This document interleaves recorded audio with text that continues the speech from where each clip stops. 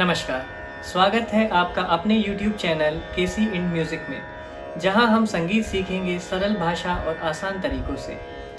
यहां हम आपके लिए लेकर आए हैं एक ऐसी सीरीज़ जिसमें हम संगीत के बेसिक से लेकर बारीकियों के बारे में बताएंगे।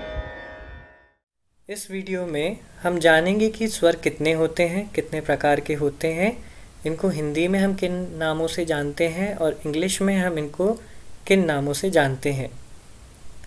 ये वीडियो आपकी हेल्प करेगी कि अगर आपसे कोई बोलता है कि सी शार्प लगाइए या सी शार्प पे गाइए, तो उसको हम कैसे समझ सकते हैं।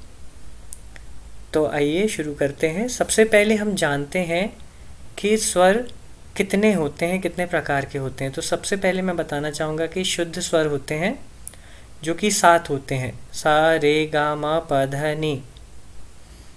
इसके बाद हम आते हैं जो हमारे पास अलग स्वर होते हैं शुद्ध स्वरों के अलावा, वो होते हैं विकृत स्वर। विकृत स्वर जो कि सा और रे के बीच में जो स्वर रहेगा वो हमारा विकृत स्वर होगा, जिसको हम कोमल रे के नाम से बोलेंगे। इसके बाद रे और गा के बीच में एक स्वर होगा जिसको कोमल गा के नाम से जाना जाएगा। इसके बाद माँ और पा के बीच में एक स्वर होगा जिसको हम तीव्र माँ बोलेंगे। इसके बाद पा और धा के बीच में एक स्वर होगा जिसको हम कोमल धा बोलेंगे। इसके बाद धा और नी के बीच में एक स्वर होगा जिसको हम कोमल नी बोलेंगे। इस प्रकार से हमारे पास टोटल 12 स्वर होते हैं, सा, कोमल रे, शुद्ध रे, कोमल गा, शुद्ध गा, मा, तीव्र मा, पा, कोमल धा, शुद्ध धा, कोमल नी और शुद्ध नी। और इसके बाद हमारा फिर से सा आ जाएगा। इसको इन सारे 12 सुरों को एक साथ लेने से इसको हम पूर्ण सप्तक बोल सकते हैं। सप्तक तो सा रे गा मा पा धा नी से भी कंप्लीट होता है, पर पूरा सप्तक ये सारे 12 सुरों को मिलाकर ही होता है। इसके बाद हम आगे बढ़ते हैं कि इसको हम इंग्लिश में क्या बोलते हैं। इसके पहले मैं आपको बताना चाहूँगा कि जो हमारे यहाँ पे जो सा बोला जाता है, इंग्लिश में हम उसको सी लेटर से डिनोट करते हैं, सी से।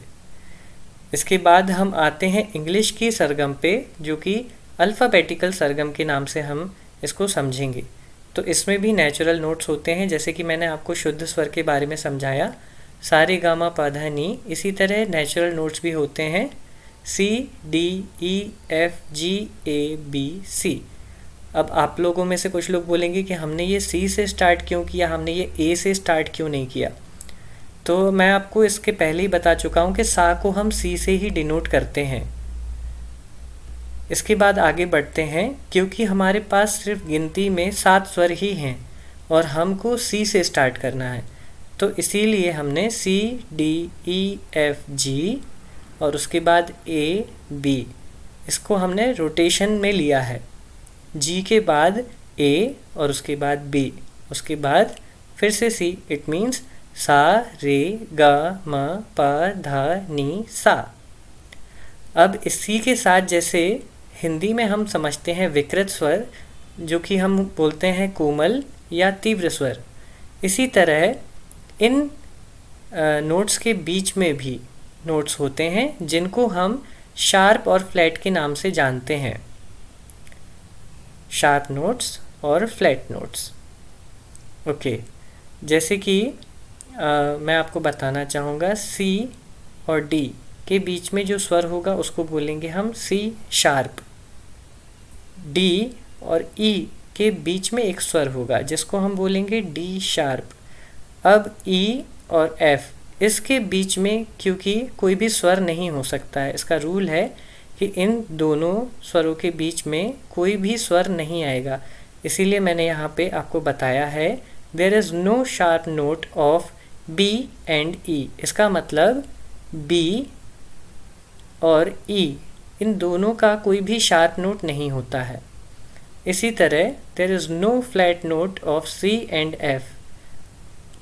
फ्लैट नोट्स के बारे में हम इसके आगे वाली वीडियो में जानेंगे। फ़िलहाल आपको कन्फ्यूजन ना हो इसीलिए हम आपको इस वीडियो में शार्प नोट्स के बारे में ही बता रहे हैं।